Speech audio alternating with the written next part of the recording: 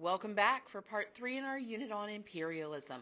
To quickly review, in the first 2 lessons we learned about how the United States began to look outward after industrialization to expand its political and economic powers. During this time period, the United States annexed Hawaii and gained Guam, Puerto Rico, and the Philippines as territories. In this lesson, we will be diving into one of the most influential political figures in this time period, Teddy Roosevelt. He's already been mentioned several times for his role as Secretary of the Navy, leader of the Rough Riders, and his push for the United States to go to war with Spain. Now, we are going to shift our focus to what led him to become President of the United States and how his foreign policy impacted American diplomacy in this very crucial time in American history. Take a look at today's essential question, which should help guide your notes. What were Teddy Roosevelt's policy initiatives, and how did they affect American diplomacy? Theodore Roosevelt, most recognizably known as Teddy, was born in New York on October 27, 1858. He brought a lot of energy, new ideas, and enthusiasm to the White House when he served as the 26th and youngest president of the United States at that time.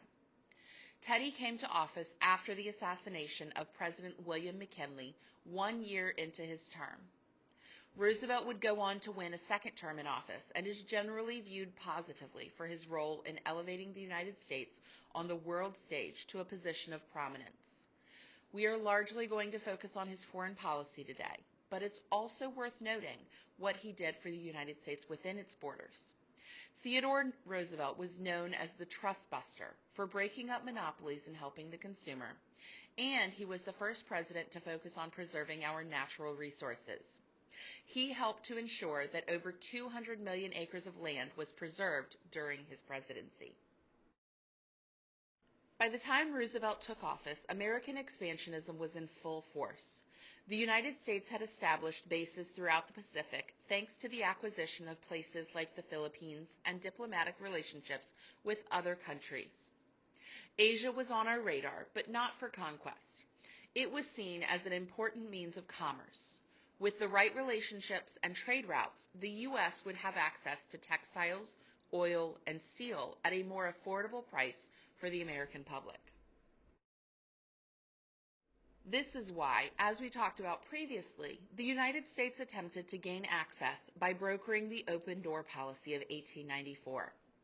Under this policy, the United States would increase its sphere of influence, and we, along with other foreign nations, would control the economic development of China and other parts of Asia. When he became president, Roosevelt believed in a strong global military presence. This didn't mean that he wanted the United States to be in constant conflict with other nations or always acquiring more territory.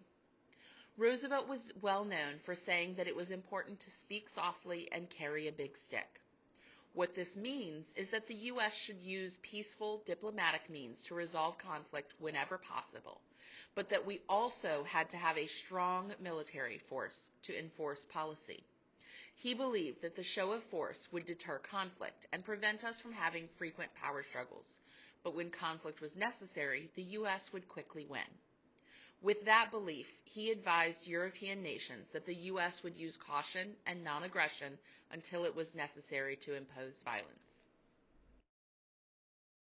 Roosevelt expanded on his big stick policy by adding to the Monroe Doctrine and grew the U.S. Navy as a show of our power. The doctrine opposed European colonialism in North and South America and stated that intervention by Europe in the politics of any countries in the Western Hemisphere was an act of aggression against the United States itself.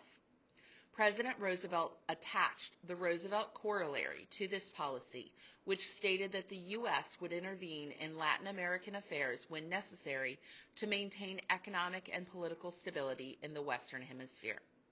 It asserted the right of the United States to interfere in the economic matters of nations in the Americas.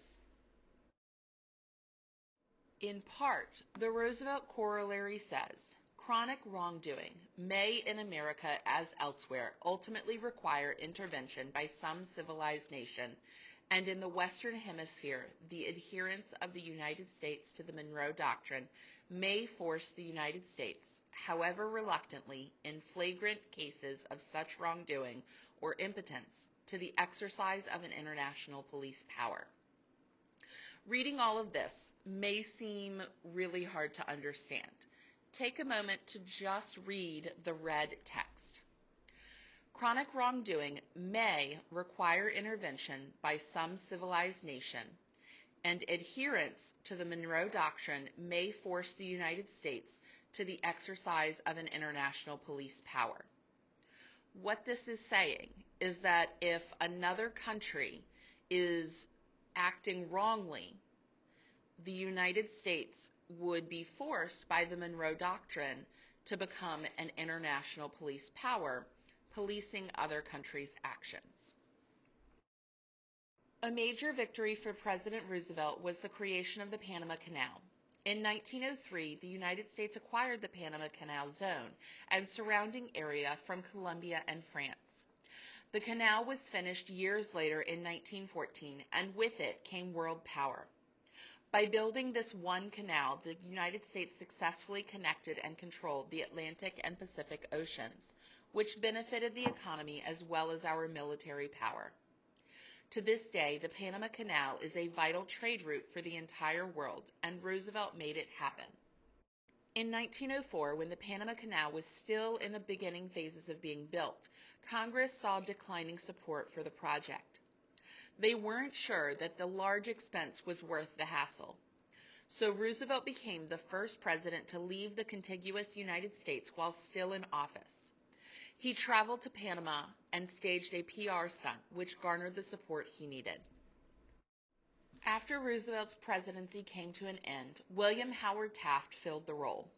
He was a Republican, and his foreign policy was known as dollar diplomacy. In order to ensure the financial stability of a region while protecting and extending U.S. commercial and financial interests, the United States would loan money in exchange for the ability to make decisions for the governments of those countries.